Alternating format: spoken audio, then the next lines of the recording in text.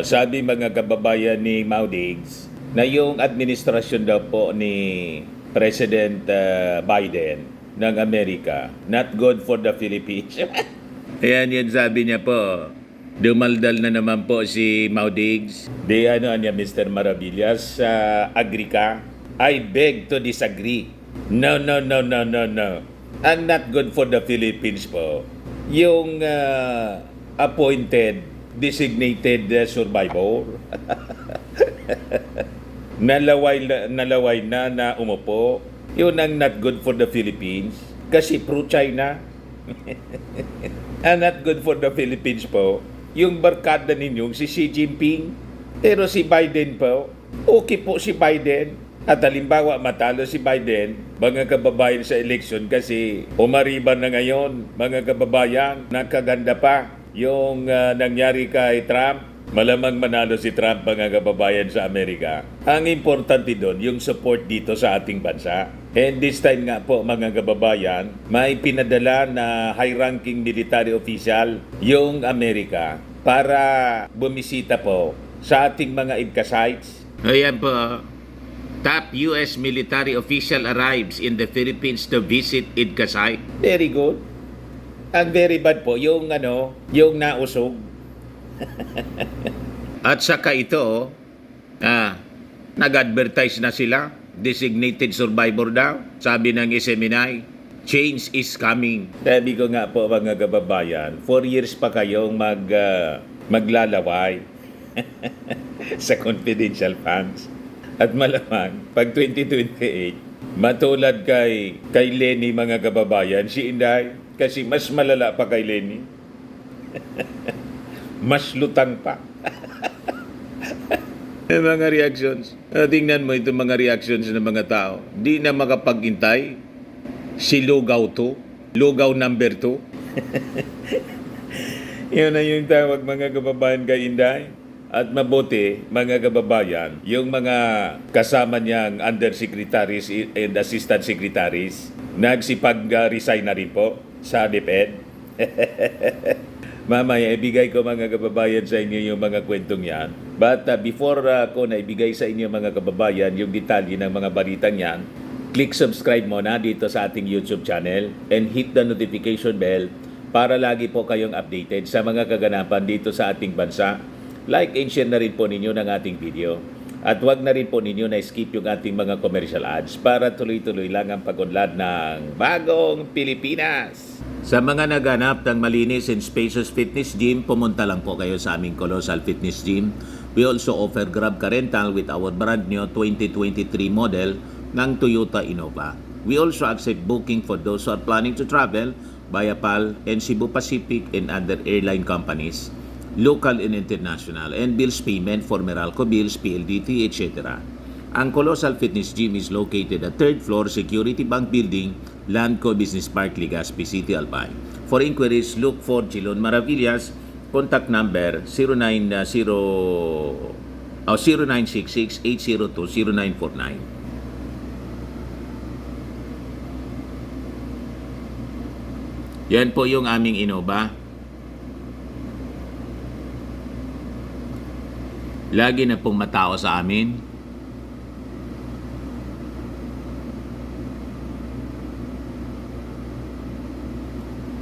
Ito yung mga bago naming clients.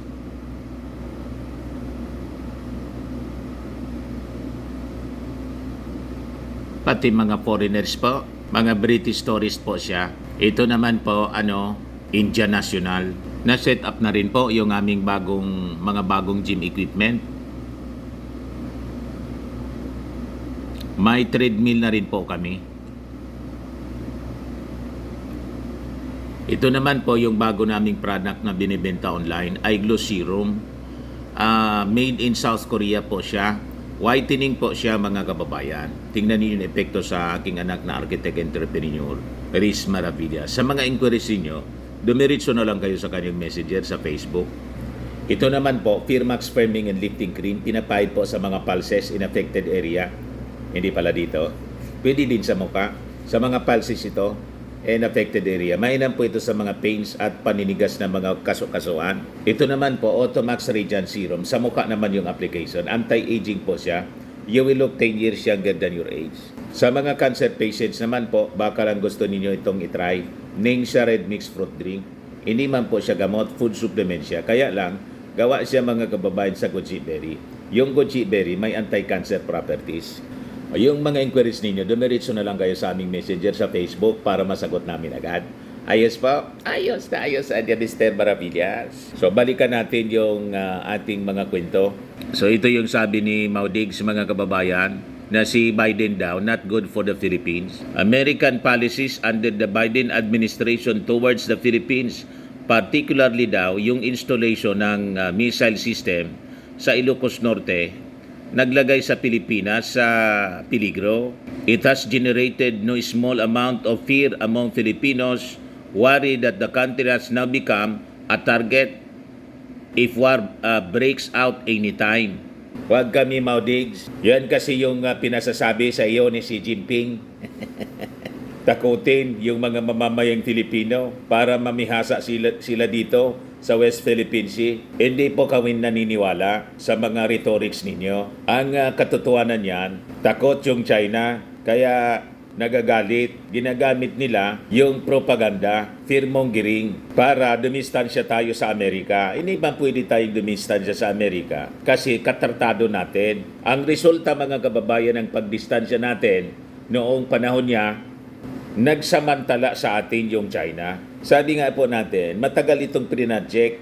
Matagal tayong pinadject ng China. Panahon pa ng dating Pangulong Ferdinand Dralin Marcos, yung mga anti-US campaigns na nag-culminate, mga kababayan, sa pagtanggal, hindi na pagrinyo ng US bases natin dito. Ano yung resulta? Ito na po.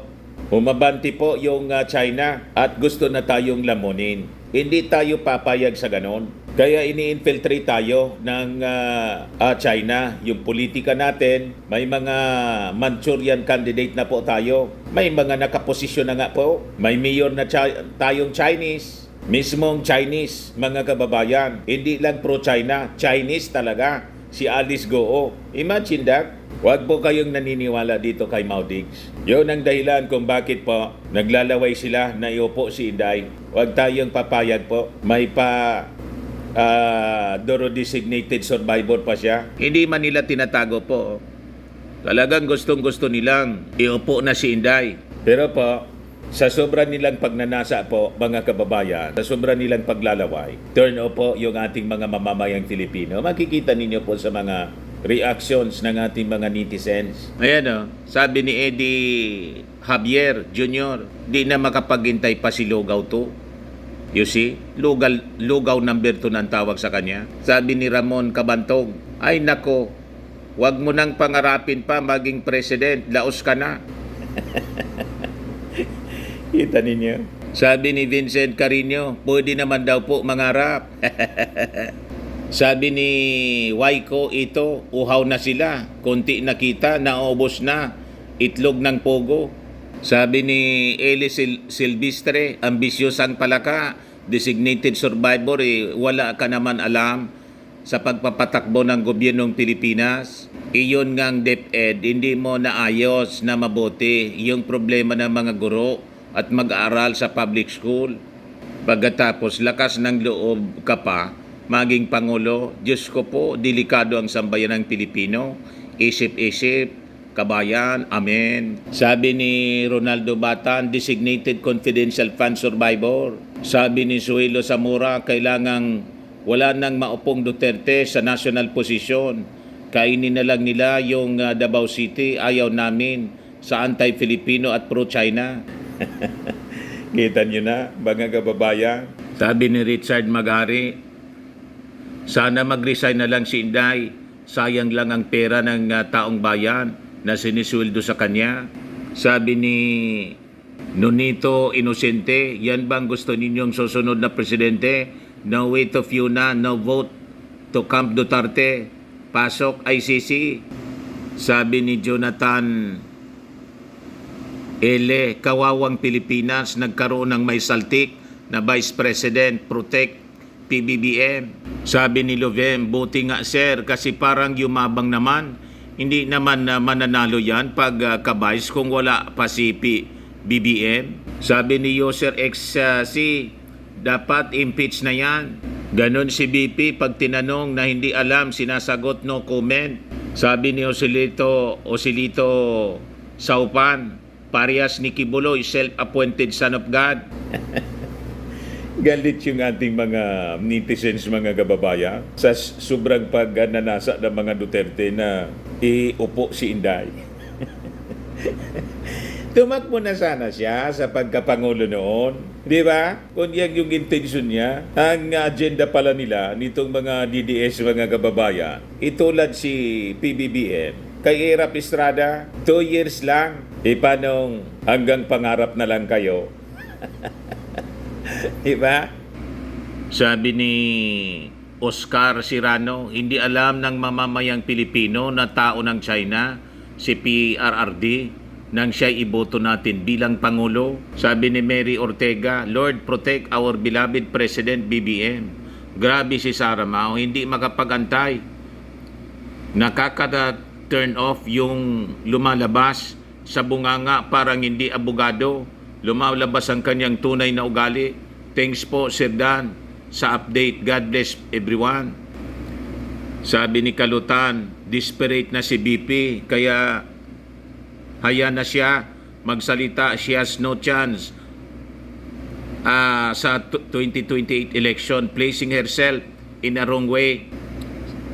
Sabi ng isa pa, impeach na yan si Sara. Sabi ni Aquarius, madilim ang isip ng despiradong kapos palad, tulo laway makakyat sa Malacanang. Sabi ni Oscar Sirano, tapos na ang maliligayang araw ng Maka-China Duterte and Company. Sabi ni Gary Felix, basta ako 101% big no to any Duterte again. Ganid at sakim ang angkanyan. Mahal ko ang bansa ko kaya ayaw ko sa sino mang Duterte kahit for sure ibebenta ng nila ang Pilipinas. Nakita niya, wala man lang mga gusto ni isa sa mga nag-react. Turn off sila kay Inday. Sa pag-ambisyon, mga kababayan, napalitan agad yung ating Pangulong Bongbong Marcos na napakaganda ng ginagawa para sa ating mga mamamayang Pilipino. Ayun mga kakampi ni Inday, mga kababayan sa DepEd, nag-resign na rin. DepEd spokesperson si Michael Pua, Undersecretary Michael Pua, other executives quit. Very good. Dapat nga lahat mga kababayan na mga Duterte supporters na na-appoint ng ating Pangulong Bongbong Marcos, pagsisibaki na po.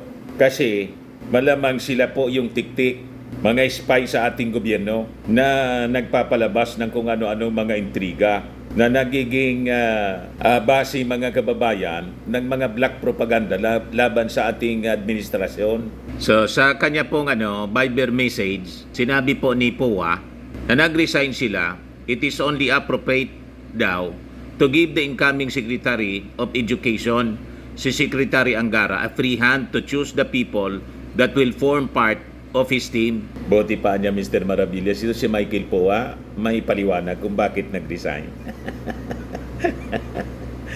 Si Inday basta nag-resign na lang, walang paliwanag. Basta ayaw na niya. Tapos biglang dinesignate yung sarili niya. In-appoint niya, dinesignate as survivor. Nanginga ng paliwanag, wala na niya akong idadagdag pang paliwanag. Yun na niya. Ganon. So, tama lang, mga kababayan, para magbigyan ng libreng libre makapamili si Secretary Angara ng kanyang magiging team.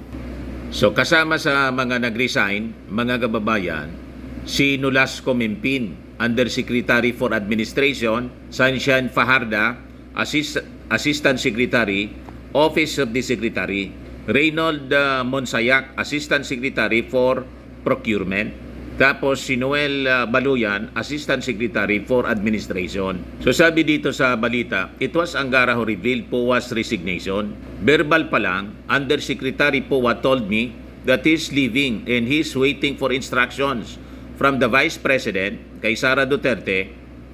Sabi ni Angara, Angara will assume as Education Secretary starting July 19 after na mag-resign si Inday. Ngayon, iwan ko kung doon sa turnover ceremony, a-appear pa si Inday. Pag hindi mag-appear si Inday, alams na.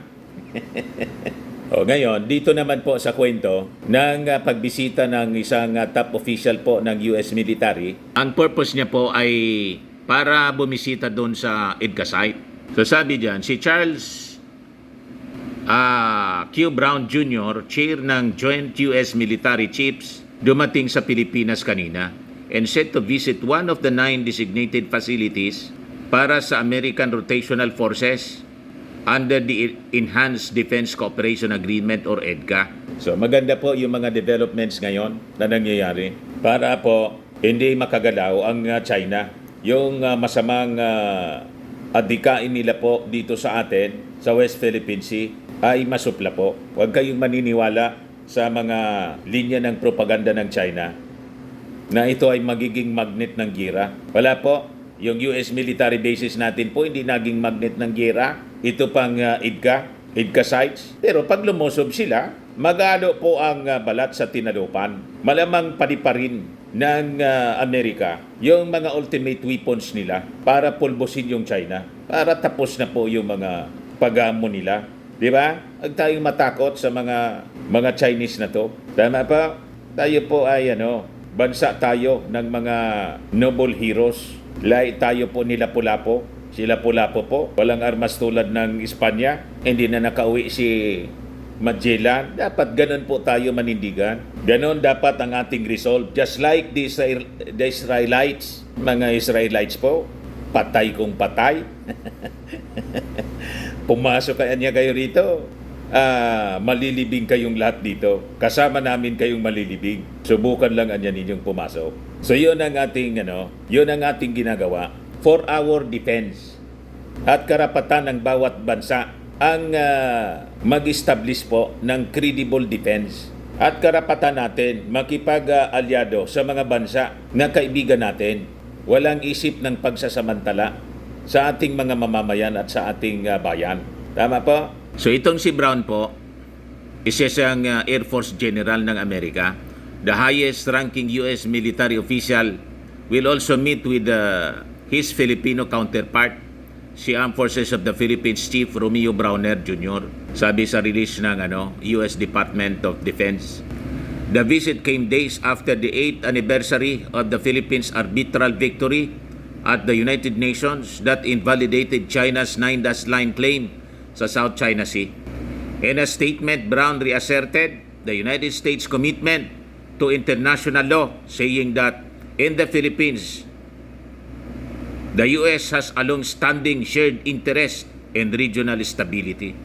The Philippines is one of our oldest treaty allies in the region, sabi po ni Brown, referring to the 72-year-old Mutual Defense Treaty between the two countries. The undisclosed site Brown is set to visit supplements the 1998 Visiting Forces Agreement allowing the presence of U.S. military personnel in the Philippines. So matapos siyang magbisita dito sa Pilipinas, pupunta din si Brown sa Japan, another U.S. ally. Ang purpose niya is to strengthen U.S. investments and regional partnerships. This comes after Japan and the Philippines signed a reciprocal access agreement on July 8, allowing Filipino soldiers to undergo combat training with their counterparts in Japan. So, makikita ninyo, mga kababayan, sunod-sunod na ang mga pagbibisita ng mga high-ranking officials, military officials, para ipakita natin sa China, ready tayo. Ngayon, yung Air Force ng France, mga kababayan, bibisita din dito sa atin, kasama sa mission tour nila.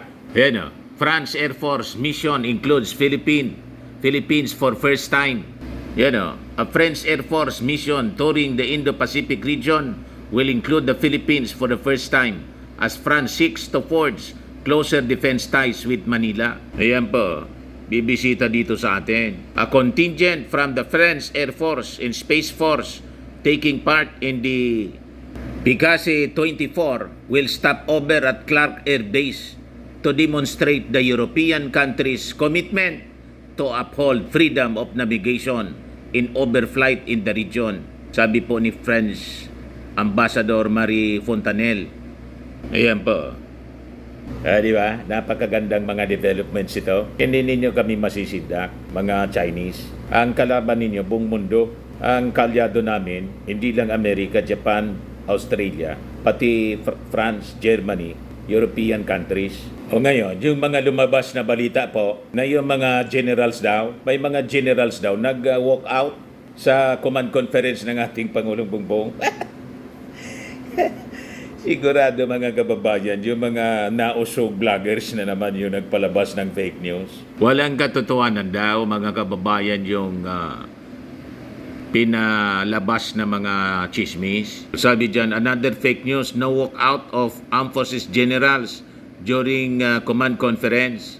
Di kayo obra sa paninira po. Sabi po ni Armed Forces spokesperson Colonel Francel Margaret Padilla, walang katotohanan na niya yung mga rumors that military generals have walked out of the room during the command conference, during a command conference at the Armed Forces General Headquarters sa Camp Aguinaldo, Quezon City. That's fake news, Aina.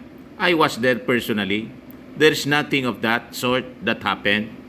Siguro mga kababayan, siyempre, alam nga naman, mag-stay sila doon ng wala nang labasan sa conference room. Nag-walk out na niya, ipauwi na. Siyempre, alam nga naman, doon na sila titira sa conference room. Lalabas sila doon. Tama pa? The rumors originated from a July 16 vlog published on YouTube, a video sharing platform by a blogger who goes by the name The General's Viewpoint. Tama nga.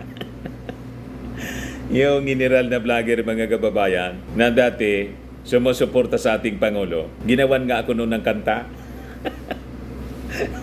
Ngayon, nadoktrina ni yung vlogger po sa Amerika. Hindi ko nga po mga kababayan maubos maisip ng isang vlogger sa Amerika, ang isang general po, ma-impluensya. General ka, ma-impluensya ka ng isang vlogger.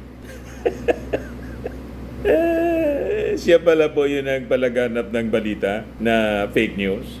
Nakalimutan ko yung pangalan ng general na yon. Basta matandang general, retired na siya. Nasa vlogging na siya mga kababayan. Biglang bumaliktad mga kababayan. Nang bumaliktad yung vlogger sa Amerika, nalason din yung isipan. Pag ganyan po, mga kababayan, mahina yung intelligence pag ganyan. Intelligence network. Sabi rito, the clip featured a supposed radio commentary from a DCRH reporter who cited an unnamed source and claimed that a military general walked out from a command conference last July 4 at Camp Aguinaldo following a heated discussion with a top government official over a national security issue. President Marcos Jr. led the mid-year Armed Forces Command Conference at Camp Aguinaldo on July 4 with the Department of National Defense Secretary Gilbert Chodoro Jr., Executive Secretary Lucas Bersamin, Special Assistant to the President Antonio Lagdameo, and Armed Forces Chief of Staff General Romeo Browner Jr. Yung mga general natin pong magigiting, mga professional sila. Hindi sila basta mga kababayan nadadala sa mga ganyan sa politika. Mga disiplinado sila, mga kababayan. Other than nung panahon, pinasok ng mga infiltrators, nalason yung kanilang isipan, kaya may mga rebelding sundalo tayo. Tama? Pero ngayon po, mga kababayan, intact ngayon yung ating armed forces. Gustong gatungan itong mga retired general na siguro may utang na loob kay Maudix, ginagamit para manggulo. Hindi po itataya ng ating mga professional soldiers ang kanilang karir sa napakababaw na mga gatong ninyo na personal na interes yung isinusulong. Tama pa? Yung ating mga sundalo, they are loyal to the Constitution and siyempre to the Commander-in-Chief. Kaya sabi ni Padilla po, Walang walkout anya ng mga generals na nangyari during the top-level meeting. It was a very professional exchange of ideas and discussions, and there were also a lot of updates that were given. It also ended on a positive note. Rear Admiral Roy Vincent Trinidad, Philippine Navy spokesperson for West Philippine Sea, also refuted the rumors, describing it as 50% fabrication, 50% imagination, and 100% false. Yan mga kababayan, may ihilig sila itong mga nausog vlogger. Ang tataba ng kanilang imagination. Ang gagaling silang magtay-tay ng kwento. Yung vlogger po sa Amerika, ang source niya ahas. Puting ahas. Saan ka nakakita? Pag sinabi mong ahas po, kahit anong kulay ng ahas, sinungaling yan. Kasi ahas nga eh. Diyan napahamak si Eva at si Adan. Simbolo ng diablo po yung ahas. Paano maniwala ka sa ahas? Pag ahas po, sinungaling yan. The Armed Forces senior officers and the entire organization na niya, for that matter, conducts itself in the highest level of professionalism, sabi po ni Trinidad, who was also present during the command conference. Gayong nagpapaniwala sa kwento nila. Ang kwento nila, kwentong kasinungalingan, kwentong kutsero. Ayan man lang po, mga kababayan. Ako po si Dante Maravillas. Bye-bye. God bless.